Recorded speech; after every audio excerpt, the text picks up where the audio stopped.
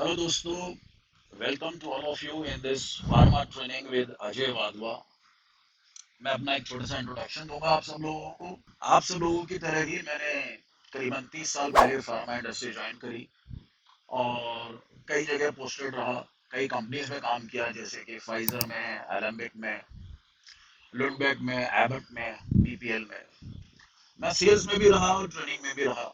जैसे कि मैं गाजियाबाद रहा, हल्द्वानी रहा, हैदराबाद में पोस्टेड रहा, मध्य प्रदेश में इंदौर में कई साल रहा, बॉम्बे पोस्टिंग रही मेरी। और मैंने कई डिविजन्स में काम किया। जितने भी फार्मा फ्रेंड्स हैं, कुलीग्स हैं, मैनेजर्स हैं, उन्होंने मुझसे रिक्वेस्ट किया कि मैं क्यों नहीं अपना एक ट्रेनिंग सेशन आप सब लोगों के बेनिफिट के लिए स्टार्ट करूं। आप में से कई लोग नए हैं इस प्रोफेशन में, उनके लिए फ्रेशर्स हैं, कुछ ऑलरेडी सीजन्ड एक्सपीरियंस लोग हैं और कुछ मैनेजर्स हैं। क्योंकि मैंने कई लेवल पे ट्रेनिंग दी हुई है, तो मैंने ये डिसाइड किया कि I will give the benefit of my experience to my colleagues who want to grow in this profession. मैं हिंदी इंग्लिश मिक्स यूज करूंगा क्योंकि उसी में एक अपनापन आता है। तो हमारे प्रोफेशन में कई लोग बहुत उम्मीदों से आते हैं और उनको प्रॉपर गाइडेंस अगर मिलती रहती है तो वो धीरे धीरे आगे बढ़ते जाते हैं। आपने भी नोट किया होगा कि कई लोग एज मेडिकल रैप स्टार्ट होते हैं, area manager, regional manager, ZSM, NSM, director sales तक पहुंचते हैं। तो ऐसी क्या खूबियां हैं इन लोगों में जो वो इस तरीके से आगे बढ़ते जाते हैं। मैं अपना आज का प्रोग्राम पहले बेसिक ट्रेनिंग से स्टार्ट करूंगा, जो फ्रेशर्स हैं या जो बहुत रिसेंटली उन्होंने प्रोफेशन ज्वाइन किया है। और आप लोगों को उम्मीद है ये पसंद आएगा। लेकिन मेरा एक मानना है कि ट्रेनिंग का बेनिफिट तभी है जब हम उस ट्रेनिंग को इम्प्लीमेंट करें। हो सकता है कई बेसिक इंफॉर्मेशन आप लोगों के पास ऑलरेडी होगी, आपके कंपनीज ने आपको ट्रेनिंग दी होगी, तो उन लोगों के लिए एक तरीके का रिवीजन हो जाएगा। आज की मैं एक छोटी सी प्रेजेंटेशन ग्रूमिंग पे करूंगा डिस्कस, जिसे बाद में नेक्स्ट सेशन में मैं आर्ट ऑफ सेलिंग पे डिस्कस करूंगा, फिर मैनेजर्स डेवलपमेंट प्रोग्राम पे डिस्कशन करूंगा, फिर डॉक्टर्स की ऑब्जेक्शन हैंडलिंग पे डिस्कस करूंगा। क्योंकि सेल्स जो है एक प्रोसेस है, वो प्रोसेस फॉलो करने पे आउटकम सेल्स होता है। अगर हम प्रोसेस को फॉलो करते हैं तो आउटकम आता है। हाँ, कई बार कभी जल्दी आउटकम आता है, कभी कुछ आउटकम में टाइम लगता है। तो अपनी जर्नी हम शुरू करते हैं अपने इस प्रोग्राम आरंभ से। तो दोस्तों, अपनी जर्नी आरंभ करते हैं, एक नई शुरुआत करते हैं अपने फार्मा कोलिग्स के लिए। और पहला स्टेप है, पहला स्टेप जब हम लेते हैं तो थोड़ा सा मुश्किल होता है, लेकिन पहले स्टेप के बाद ही रॉकेट जो है स्पेस में लॉन्च हो पाता है। मैं आप लोगों से कहना चाहूंगा कि कई तरह की ट्रेनिंग आप लोगों ने अटेंड करी होगी, लेकिन एक बेसिक बात हमें ध्यान रखनी है, वो है कि नंबर्स। हमारी पूरी जिंदगी नंबर्स के अराउंड घूम रही है। Life is all about numbers. आप चाहे मैथ्स बैकग्राउंड के हों, साइंस बैकग्राउंड के हों, आर्ट्स के हों, नंबर्स से नहीं बच सकते। नंबर्स के बारे में आप देखिए कि हर कुछ, हर चीज नंबर्स में है। चाहे वो आपकी डेट ऑफ बर्थ हो, एनिवर्सरी हो, वेट हो, सैलरी हो, अलाउंसेस हो, किसी भी चीज का रेट हो, वो नंबर्स में है। तो नंबर से बचना संभव नहीं है और इनसे मोहब्बत रखना जरूरी है। बजट्स जो मिलते हैं, या कई कंपनी टारगेट्स बोलती है, कई कंपनी बजट्स बोलती है, वो नंबर्स में है। हमें टारगेट का फियर अपने मन से हटा के we have to simplify our target. मैं आप लोगों से रिक्वेस्ट करूंगा कि आपका जो भी टारगेट हो, जो भी प्रोडक्ट सेगमेंट हो, चाहे वो पेन किलर्स हो, पीपीआई हो, विटामिन हो, टोटल हो, उसको आप ब्रेक डाउन करके अपने पास नोट करके रखें कि किस प्रोडक्ट सेगमेंट का, किस थेरापेटिक सेगमेंट का कितना टारगेट है। जब आप उस थेरापेटिक सेगमेंट के टारगेट को, पेन किलर्स या पीपीआई या एंटीबायोटिक्स को ब्रेक डाउन कर लेंगे, तो आप रियलाइज करेंगे कि आपका टारगेट इतना भी ज्यादा नहीं है जितना हमको देखने में टोटल टारगेट लगता है। और मार्केट का पोटेंशियल आप जानते हो कि बहुत है, लेकिन उसको ब्रेक डाउन करके समझने में इजी रहेगा। आप प्रोडक्ट सेगमेंट करें, मल्टीविटामिन को देखें, डाइलिशियस अगर किसी कंपनी में है वो देखें, फिर डॉक्टर्स के हिसाब से ब्रेकअप देखें, कौन से डॉक्टर किस प्रोडक्ट सेगमेंट के लिए सुटेबल है। ब्लाइंड गेम हम लोग नहीं खेल सकते कि हर डॉक्टर के साथ हर चीज पे डिस्कशन किया। ना डॉक्टर्स के पास टाइम है और ना ही फार्मा कोलिग्स के पास टाइम है।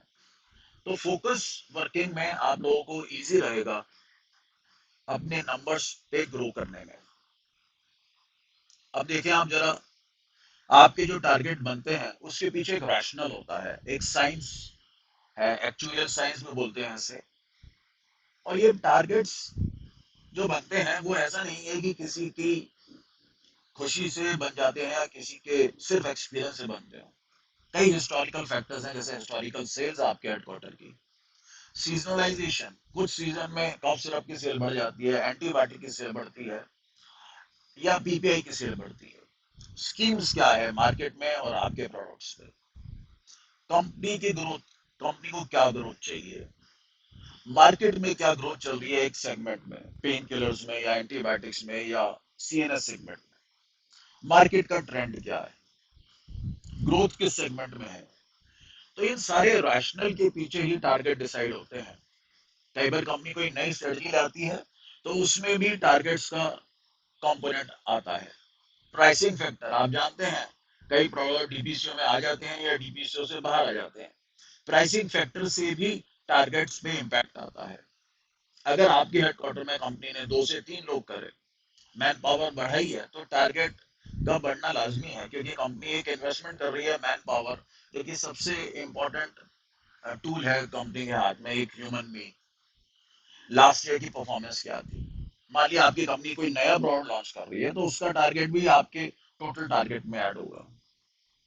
तो टारगेट को लेके हमें कोई भी किसी भी तरह का शुभ या शक नहीं होना चाहिए, कोई विम्स एंड फैंसी नहीं होना चाहिए। इसके पीछे, हर कंपनी का पीछे एक बहुत ही लॉजिकल स्ट्रेटेजी होती है और कई फैक्टर्स हैं। अपने टारगेट्स को ब्रेकअप करके देखें, लास्ट 3 महीने की सेल्स फिगर को ट्रेंड देखें कि कैसा जा रहा है। यहाँ पे दिसंबर जन फरवरी लिखा हुआ है, आप मार्च अप्रैल मई या लास्ट 3 मंथ्स की सेल्स फिगर को देखें। मैनेजर्स हेडक्वार्टर वाइज सेल देखें, एएसएम वाइज देखें, आरएसएम। जब आप ये ट्रेंड प्लॉट कर लेंगे, चाहे अपने एक्सेल में या पेपर पेन पे, तो आपको बेनिफिट दिखाई देगा कि क्या ट्रेंड है, कहाँ आप ग्रो कर रहे हैं। कई बार हम डेली रूटीन में इतनी बिजी रहते हैं कि नंबर्स और डेटा पे ध्यान नहीं दे पाते हैं, जो कि हम लोगों की एक वीकनेस हो जाती है। अब मैं आप लोगों को टास्क दे रहा हूँ एक छोटा सा, अपने लास्ट 3 मंथ्स की सेल्स फिगर देखें, टारगेट देखें, और अपने हेडक्वार्टर में देखें कितने डॉक्टर्स आपके हेडक्वार्टर टाउन में हैं या एक्स टाउन में हैं। ये एक्सरसाइज आप लोगों को अपने लिए करनी है। मिस डॉक्टर कितने हैं आपके 3 महीने में, कौन से डॉक्टर्स किस टाउन के या किस पैच के मिस हो रहे हैं, क्या रीजन है मिस होने का। ऐसा तो नहीं कि हम एक ही डॉक्टर को 4 बार मिल लिए और इंपॉर्टेंट डॉक्टर्स को हम मिस कर रहे हैं और जितना उसकी कॉल टफ हो, लेकिन हम उसको मिस करना अफोर्ड नहीं कर सकते। मिस डॉक्टर्स को आप एनालाइज करिए, क्या आपकी डॉक्टर इसका ब्रेकअप है, जीपीस में ऑर्थोपेडिक सर्जन्स कितने हैं, गायनी कितने हैं, पीडिया कितने हैं। अगर आप न्यूरो साइकेट्री स्पेशलिटी डिवीजन में हैं तो साइकेट्रिस्ट और न्यूरोलॉजिस्ट का ब्रेकअप क्या है, फिजिशियंस का क्या ब्रेकअप है। एक और बड़ी इंटरेस्टिंग बात है, वो है कि जॉब या कैरियर। अब आप सब लोगों के पास जॉब तो आ गई है, लेकिन आप सब लोग को समझना है कि आपको अगर अपना कैरियर बिल्डअप करना है तो इस जॉब से आप कैरियर बिल्डअप कर सकते हैं, थोड़ा लॉन्ग टर्म सोच के। और जो कैरियर बिल्डअप करना चाह रहा है उसकी सोच और उसका काम करने का तरीका बिल्कुल अलग रहेगा। उसको काम जिस हिसाब से करना है, वो काम करने का उसका लहजा बिल्कुल अलग होता है। उसके काम में एक प्रोफेशनल अप्रोच दिखाई देगी आपको। आप भी मार्केट में जाते हैं, आप कईयों से बेटर काम करते होंगे, कई आप लोगों से बेटर काम कर रहे हैं। तो ये समझना होगा कि क्या आपके अंदर की वो इच्छा शक्ति है, या आपकी जो एम्बिशंस हैं, आप क्या उस हिसाब से अपने आप को अप्लाई कर रहे हैं। ये क्वेश्चन आपको अपने पास रखना है और आंसर देना है। हम अगर बेसिक्स की बात करें तो रोज सुबह निकलने से पहले फील्ड में you all should dress like a gentleman and not like a stockist salesman. आपकी प्रेजेंटेशन बहुत इंपॉर्टेंट है आपके कॉन्फिडेंस को बढ़ाने के लिए, और आप जिन भी स्टेक होल्डर से मिल रहे हैं अपने, उनको इम्प्रेस करने के लिए। मेरा यह मानना है कि you are known by your address and dress. Our dressing sense reveals our personality. और जब हम किसी भी स्पेशलिस्ट के पास जा रहे हैं, ऑब्वियसली वो पेशेंट को देख देख के थक चुका है और वो चाहेगा कि कोई प्रेजेंटेबल और प्रेजेंटेबल पर्सनालिटी उसके पास आए। तो जरूरी है कि आप लोग अपने आप को अपने ड्रेसिंग पे आप लोग ध्यान देंगे। बेसिक्स बात है, be neat and clean, gentleman should shave daily, your nails should be properly cut, and you should have a smart haircut with properly fitted clothes। ये इंपॉर्टेंट फैक्टर्स हैं, और ये फैक्टर्स आपका कॉन्फिडेंस बढ़ाने में आपको हेल्प करेंगे। And it is good to be a gentleman. आप क्या कॉम्बिनेशन पहन रहे हैं ये बहुत इंपॉर्टेंट है। कोई भी फनी कॉम्बिनेशन ना पहन के जाए मार्केट में। अगर आप ऑफिस जाते होते तो ऑफिस के हिसाब से ड्रेस होती। फील्ड आपका ऑफिस है। आपका ऑफिस जो है 10 फुट बाय 4 फुट का केबिन नहीं है। तो कॉम्बिनेशन इंपॉर्टेंट है, और मैं सजेस्ट करूंगा कि कोई भी डार्क येलो या ग्रीन या रेड ट्राउजर्स ना पहने। ये कलर्स हमारे प्रोफेशन में एक्सेप्टेबल नहीं है। कोई, अगर आप प्रेफर करें तो ब्लैक ब्लू ट्राउजर्स के साथ लाइट कलर की शर्ट पहने। ये एक यूजुअल एक्सेप्टेबल कॉम्बिनेशन है। और बिग प्रिंटेड शर्ट्स नहीं पहने जो कि पार्टी वेयर की है। बिग चेक्स वाली shirt don't use it. Checks अगर आप पहनना चाहते हैं तो स्मॉल चेक्स वाली शर्ट ही प्रेफर करें। ये ग्रूमिंग इंपॉर्टेंट है, मैं आपको बताऊं। कहने की जरूरत नहीं है कि पॉलिश योर शूज, ब्लैक और brown shoes, matching socks, and no stinking socks. Ankle socks नहीं होनी चाहिए, लॉन्ग सॉक्स। जो इन छोटी छोटी चीजों को फॉलो कर रहे हैं, या ये बोले कि जो इन चीजों को इग्नोर कर रहे हैं, वो अलग से एक क्राउड अलग ही बन जाता है हमारे प्रोफेशन में। और स्ट्रिक्टली कोई भी स्पोर्ट शूज, सैंडल्स, चप्पल्स या शूज विदाउट सॉक्स पहन के बाहर नहीं जाएगा। ये बिल्कुल स्ट्रिक्टली नो है हमारे प्रोफेशन में। जीन्स और टी शर्ट्स नहीं होंगी। टी शर्ट्स अगर कोई कैंपेन है कंपनी की दी हुई है, कभी कभी कुछ कैंपेन होते हैं तो बात अलग है। तो इन चीजों को फॉलो करते हुए हम लोग अपने पास कुछ बेसिक चीज रख के चलते हैं, जैसे कंपनी का badge, I card, visiting card, छोटी सी कॉम, और टाई अगर आप लोग पहन रहे हैं तो प्रॉपर नॉट होनी चाहिए, प्रॉपर लेंथ होनी चाहिए टाई की, और वो मैचिंग होनी चाहिए। अगर आप इसको इग्नोर करेंगे तो टाई पहनने से अच्छा है ना पहने। Keep your bag NEET and clean. How is the condition of your bag? It may require replacement or it may require a repair. Visually it should be proper, in a proper condition. And arrange your bag. Visual aid, samples, inputs, LBS, gifts should be properly arranged. It should not happen कि आप doctor chamber में इतना time ले रहे हैं कि आप उसको ढूंढे जा रहे हैं। So everything you should know where it is, and you should take minimum time in taking out those inputs. Visiting cards. सबके पास विजिटिंग कार्ड होता है, लेकिन शायद यूज बहुत कम होता है। Use it, even with chemist level use it. मेरा ये मानना है कि before the call those who smoke और take tobacco, they should avoid it, strictly avoid before the call. Smokers, tobacco chewers को फ्रेशनर्स, माउथ फ्रेशनर्स रखने चाहिए। आपको अगर स्मोक या टोबैको जरूरी है तो दो कॉल्स के बीच में जब टाइम ज्यादा हो, या जब आफ्टरनून कॉल्स हो जाएं, उसके बाद अपना निकोटिन ब्रेक लें। बहुत बैकफायर कर जाती हैं ये हैबिट्स अगर ठीक से फॉलो नहीं होती हैं। और आप जब जानते हैं कि आप लोग जहाँ हाईली लर्नेड और एजुकेटेड पीपल के पास जा रहे हैं, तो स्मोकिंग और tobacco it is considered as quite negative. मैंने खुद देखा है कि डॉक्टर्स ने मेरे मेडिकल रेप्स कुलीग्स को बहुत अच्छे से सुनाया है, जो लोग टोबैको लेके गए हैं या स्मोकिंग लेके डॉक्टर चैम्बर में एंटर करे हैं, क्योंकि स्मेल जो है वो सारा एटमॉस्फेयर सब स्पॉइल कर देती है। अब हम बात करते हैं कि जो जो मैंने डिस्कस किया उसको फॉलो किए बगैर आप लोग मार्केट के लिए नहीं निकलेंगे। आपकी इमेज, आपकी लीगेसी है, आप लोग ब्रांड एम्बेसडर्स हैं अपनी अपनी ऑर्गेनाइजेशन के, और इन चीजों को फॉलो करें। देखिए, आपकी बॉडी लैंग्वेज, आपका पोस्चर बहुत इंपॉर्टेंट है। आप जब कस्टमर्स के पास जा रहे हैं तो कस्टमर फर्स्ट है। आपकी फोन मैनर्स बहुत इंपॉर्टेंट है। आप फोन डॉक्टर चैम्बर में साइलेंट मोड पे रखेंगे, बेसिक बात है। और अगर फोन आ गया है तो उसको अवॉइड करिए, कॉल के बाद अटेंड कर लीजिए। अगर वेटिंग एरिया में आपको कॉल अटेंड करनी है तो बहुत अपनी टोन लो रखेंगे, हाई टोन में बात नहीं करेंगे, या बाहर चले जाएंगे।